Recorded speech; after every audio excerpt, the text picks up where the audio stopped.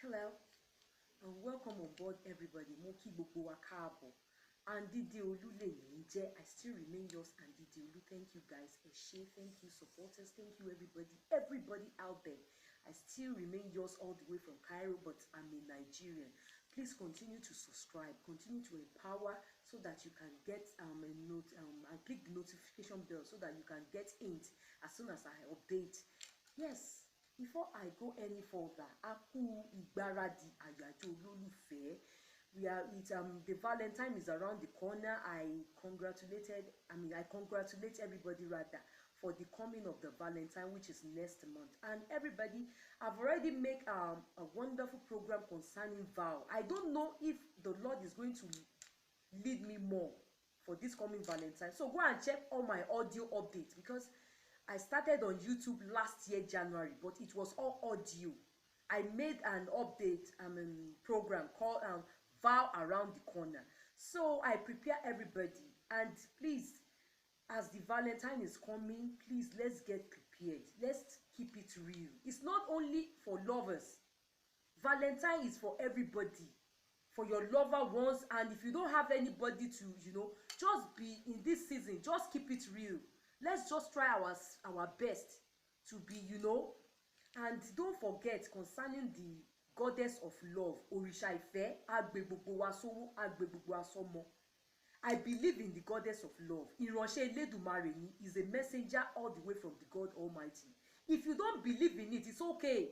On my platform here, I give people chance to their own decisions, to their own opinion.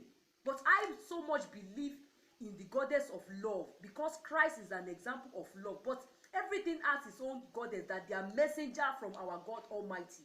Goddess are not meant to be worshipped. They are God messenger. It is true. Goddess do exist. A ní Òrìṣà Ìwé, Òrìṣà Ìfẹ́ náà dẹ̀ wà. We have goddess for the children. But all these people thing, all these Malaika, all these angels, our God did not say we should be worshiping them. We should worship only God Almighty. But they are messengers from above. So Òrìṣà Ìfẹ́, ó máa bẹ̀ wá wò lọ́jọ́ àyájọ́ olólùfẹ́. Ẹ jọ̀ọ́, let's keep it real. Let's get prepared. Bá ṣe máa ń gbáradì fọ́dún, ẹ jẹ́ ká wà prepared. Thank you guys. I love you. Yeah, ẹ̀yà Yorùbá. Ẹ̀yà Yorùbá ó ní àkórí tèmi. Yorùbá tribe. That is what I want to talk about. That is the title of today's program. Thank you guys once again. Ṣé rí ẹ̀yà tó bá ń sọ̀rọ̀ nípa ẹ̀yà Yorùbá, ẹ̀yà gbòógì ni.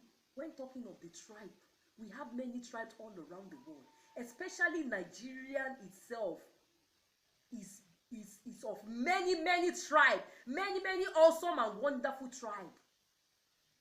If you have traveled outside your country, you will know the uniqueness and the beautiful. The beauty of different countries, different culture. No matter how weird some other country or culture might be, they still have their own unique way, their own special way that you will be cherishing them for it. Kò sí ní Nigeria wa ó kún fún oríṣiríṣi ẹ̀yà. Téèyàn bá dẹ̀ tún ní àǹfààní láti tún lọ sí orílẹ̀-èdè mìíràn, bó tiẹ̀ ṣe pé àwọn ìlú mìíràn wà tá máa ń rí bí ìlú gàtégàté. Ṣùgbọ́n síbẹ̀ náà oríṣiríṣi ìlú àti ẹ̀yà ló ní ohun tí wọ́n dá fún. Ṣùgbọ́n ẹ̀yà Yorùbá kì í ṣe pé torí pé mo jẹ́ ọmọ Yorùbá, ó jẹ́ ẹ̀yà tó kún fún iyì, tó kún fún àlàáfíà, tó kún fún ṣó ti yé yín, tó kún fún nǹkan mèremère. Bó tiẹ̀ jẹ́ pé láyé òde òní àmọ́ bí tí ẹ̀yà Yorùbá, àwọn Yorùbá ń lọ mọ́ torí pé kí ni oríṣiríṣi ọmọ Yorùbá là ń rí. Ẹ̀yà Yorùbá lágbàáyé ló ní nǹkan tó ń pè ní àṣà àkọ́kọ́, tí àṣà wọn tó kún fún ọgbọ́n jù, tí àṣà wọn tó kún fún iyì, tí àṣà wọn tó kún fún ìtẹríba, tó kún fún ìwà tí wọ́n pè ní ìwà. Àṣà Yorùbá gangan, àṣà Yorùbá, the true culture of Yorùbá gangan ni wọ́n pè ní ìwà. Ṣó ti yé wa? The true culture of Yoruba, I'm not talking of I'm not talking of what do they used to call it, counterfeit culture. The true culture of Yoruba is what the people call true charity, true moral. Honestly speaking, everything about Yoruba tribe is awesome, unique, is intellectual and beautiful. Gbogbo nǹkan tó jẹ́ nípa àṣà Yorùbá ní nǹkan tó kún fún iyì. Mi ò ṣe rí, mi ò gbọ́ Yorùbá lọ títí. Yorùbá mi nígbà mìíràn kọ́ náà kó ṣàánú ni. Ṣùgbọ́n láyé òde òní nǹkan tá fẹ́ sọ, oríṣiríṣi ẹ̀yà Yorùbá là ń rí tí wọ́n pera wọn ní ọmọ Yorùbá. Àwọn èèyàn wá ń sọ pé ní Nàìjíríà Yorùbá gangan ni ẹ̀yà tó jẹ́ ẹ̀yà, kí ni wọ́n pe taboo ní èdè, ẹ̀yà, kí ni wọ́n pe abomination, ẹ̀yà èèwọ̀, ẹ̀yà àgbẹ̀dọ̀, ẹ̀yà búburú, tí kò dẹ̀ rí bẹ́ẹ̀. Ẹ̀yin tèmi, Yorùbá sì wà síbẹ̀síbẹ̀ o. Àwọn ọmọ Yorùbá tó jẹ́ ọmọ níbi níran, ọmọ tó gbẹ̀kọ́, ọmọ rẹ̀ èèyàn yìí, wọ́n wà níbẹ̀ ní tòótọ́. Ṣùgbọ́n wọ́n ti kẹran mérò, oríṣiríṣi ẹ̀yà ló ti wọ àárín wa tí wọ́n ń pera wọn ní Yorùbá, tó dẹ̀ jẹ́ pé tá bá wo orísun wọn, orísun tó ti sun wá wọn kì í ṣe Yorùbá rárá. Oríṣiríṣi ẹ̀yà, ẹ pé ṣáàwó, oríṣiríṣi ẹ̀yà.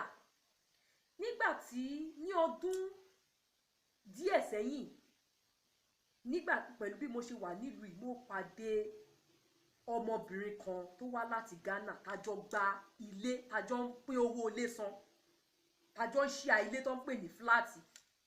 Káṣá ní bóyá bí ọdún 4 sẹ́yìn àbí kó jù bẹ́ẹ̀ lọ.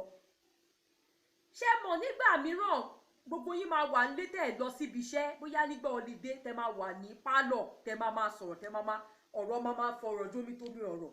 Ó wá jẹ́ kó yé mi wípé bàbá tó bí òun gangan ọmọ Ògbómọ̀ṣọ́ ni, ṣùgbọ́n bàbá òun kò tẹ Nàìjíríà rí. Ìjọ́ tí ọmọbìnrin yìí tó sọ ọ̀rọ̀ yẹn jáde lẹ́nu, ṣùgbọ́n bàbá yẹn wá lọ fẹ́ Ghana. Bàbá yìí ò dẹ̀ tún dé Nàìjíríà rí, kò mọ ibi tí àwọn mọ̀lẹ́bí ẹ̀ gangan wà ní. Ṣó ti yé wa? Àwọn Nàìjíríà kan tó ti lọ sí Ghana ni, tó ń gbé bẹ̀, tó ń ṣòwò bẹ̀, tó bímọ síbẹ̀. Ṣùgbọ́n bàbá yìí mọ̀ pé Ògbómọ̀ṣọ́ gangan ní Nàìjíríà, nílẹ̀ Yorùbá lòun ti wá, ìyẹn bàbá ọmọbìnrin Ghanaian yìí.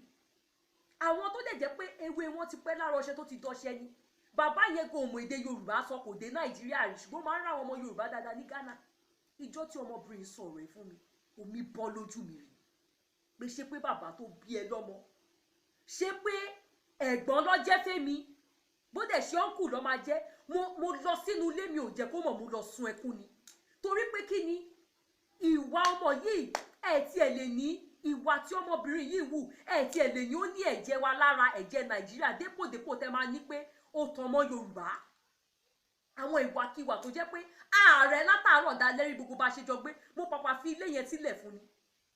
Mo fi Ọlọ́run búra, mo pàpà fi ilé yẹn sílẹ̀ fún ni, torí tí báyé ń gba báyìí òun á gba báyìí, ìwé ò bá téèyàn mú. Látàrí pé yàrá tó tún fún òun, yàrá tí wọ́n pè ní self-contained, síbẹ̀ nǹkan tí òkan ló máa yọjú sí. Yàrá tèmi ò dẹ̀ ní toilet and bathroom. Yàrá kẹta èmi bá wọn ṣe toilet, ṣùgbọ́n yàrá tóun ní ó lè yọ kitchen bẹ́ẹ̀, tó dẹ̀ tún ti ní yàrá, tó dẹ̀ tún ti ní toilet and bathroom bẹ́ẹ̀, tó ti ní gbogbo nǹkan. Síbẹ̀ òṣì ló ń bá kiri. Ìwà face me and face you ló kúnnù gbèsè ayé ẹ̀, kò dẹ̀ ṣetán láti yí padà. Ìjọ tọ́rọ̀ tó wá ń fọ̀rọ̀ tómi ọ̀rọ̀ tó wá ń sọ fún wa pé ká dẹ̀ máa wò ó pé bàbá òun kàn jẹ́yàn kan tí ò mọ́lé ni. Bẹ́ẹ̀ kẹ̀lẹ̀ ìyá mìíràn náà àti wá sí Nàìjíríà tiwa náà. Ó lè jẹ́ ọmọ Tógò ní, ṣé mo pé ilẹ̀ adúláwọ̀ pọ̀. Even àwọn àti tó jẹ́ pé àti country yẹn, tó jẹ́ pé they are part of American country, ṣé mo pé America pé oríṣiríṣi bí Europe ṣe pé oríṣiríṣi. Aláwọ̀ dúdú làwọn náà àtàwọn Jamaica. Oríṣiríṣi ẹ̀yà ló ti wọnú Yorùbá. Kì í ṣe pé Yorùbá gangan ló ń ṣọ̀tẹ̀, gẹ́gẹ́ bó ṣe jẹ́ pé tí dúdú bá dáràn níbí báyìí, gbogbo Nàìjíríà tó dẹ̀ wà níbí nípa crime, Nigeria don't do crime here. Long they have stopped it, wọ́n ti forí ara wọn pamọ́ nípa ti crime. nípa tí ká máa dáràn mo fi Ọlọ́run búra lọ́kùnrin lóbìnrin Naija ti forí ara ẹ̀ pamọ́ sílùú ìwọ́n ti kẹ́kọ̀ọ́ a máa ń lọ jẹ́jẹ́ wa ní ṣùgbọ́n fàájì yẹn ṣì wà lára wa ṣùgbọ́n tí dúdú bá ti dáràn dúdú bíi Guinea bíi Uganda Ghana Liberia àti bẹ́ẹ̀ bẹ́ẹ̀ lọ ṣe làwọn ọmọ onílùú bí mama kígbe Nàìjíríà ni ó Nàìjíríà ni ó lẹ́nujọ́ mẹ́ta yìí even Filipino tó jẹ́ tó yẹ pé tó jẹ́ China lọ́jọ́ àwọn gan ló ń dáràn jù wọ́n á lọ sílé madam wọ́n á láwọn lọ ṣe kí ẹjọ́ wọ́n á gbé millions of pounds ṣé mo pé Egyptian pound la mú wọn bí báyìí oríṣiríṣi dúdú aláwọ̀ wọ́n á láwọn lọ ṣe kí ẹjọ́ àwọn ló máa dáràn bẹ́ẹ̀ tí wọ́n á gbé góòdì màmá tí wọ́n á gbé góòlù ọ̀gá tí wọ́n á gbówó ọ̀gá tí wọ́n á sá lọ ṣùgbọ́n síbẹ̀ ṣe ló máa dé ọlọ́pàá sí gbòòrò wọ́n á ní kó máa wá Nàìjíríà kiri Sudan yóò bá dáràn ṣe làwọn ọmọ ìlú ìmá ní àní Nàìjíríà làwọn ọmọ tó jó níwà búṣẹ́ ṣe ló máa da agbófinró sí gbòòrò tó máa ní kó máa wá Nàìjíríà kiri Yorùbá wà síbẹ̀ tóòtọ́ tí wọn ò dẹ̀ fi bíbíire wọn sílẹ̀ ṣùgbọ́n oríṣiríṣi ọmọ àlè àkóṣìbérò oríṣiríṣi ẹ̀yàmẹ̀yà wọ́n ti sopọ̀ mọ́ Yorùbá. Yoruba is not Yoruba that is corrupt. There are still genuine Yoruba, but there are a lot of bountiful mixed multitude. Look at our Femi Oke that works in CNN before. She lamented. I think she's 40 years plus now. She has never been to Nigeria all her life, and she's from Nigeria. She was born in America. Her parents settled in America. But she eventually came to Nigeria for the first time when she was around 37 years. Imagine somebody like that. What if we have many of them? Do you understand? But people think she's from America because she have the accent and she look like Americans. A lot of people like that too, who their true origin is from other side, are into our wonderful Yorubas, and you will think they are Yoruba, and that's hereditary habit from that place, maybe from Ati country, because their origin is maybe either Ati or Sierra Leone or any black country that they came for and mixed with Yoruba. It's still there, and you will think you will not know that they are mixed multitude who was bred and brought up in Nigeria. That was why I challenged that guy that for me you speaking my country language does not mean you are Yoruba. You don't act like a real Yoruba. You that you don't have a fingerprint. Nobody know anything about you. Yet you can say everything about any important personality and shade them from people. This same guy that I attacked, I don't want to mention his name on this platform, who claimed to be Yoruba, who is trying to win people's heart to himself. This same guy. Do you know how many people, because I was following him before, he has succeeded in making me hate a lot of fellow Nigerians, especially of that tribe. There was a time I hated Fulani with passion. But for him, it's a crime to be doing such when nobody can identify you. You don't have a fingerprint. Nobody know what you look like. Even those people who told me that they know him, they were just guessing. And you call yourself Yoruba. You said you want to have a carcass of Oduduwas. How can we trust you that you are not one of those blasphemers, and you are not one of those scammers, which I'm very sure. Just because I challenge him, ask for better analysis, that will you speak in the language that I understand, he attacked me and insulted me in this year 2020 in his update that he is crazy, not me, in Jesus' name. So if anybody just decided not to be following you, that's how you are going to be insultive, and you expect people to trust you, to listen to you. Anyway, people out there, the ball is in your court. But me, I'm particular here about Yoruba. Don't lose hope. All those corrupt Yorubas among us, they are not genuine Yoruba. Go and check their origin, their genealogy, their origin. They are from other places, maybe other African places, but maybe they were born and bred in Yoruba land. Common biography. This guy that attacked me does not have a biography. He will keep on updating people about all our people, yet he will never talk about his own biography. And people are following such. I gotta go. God bless you, that's right. Thank you guys. Subscribe.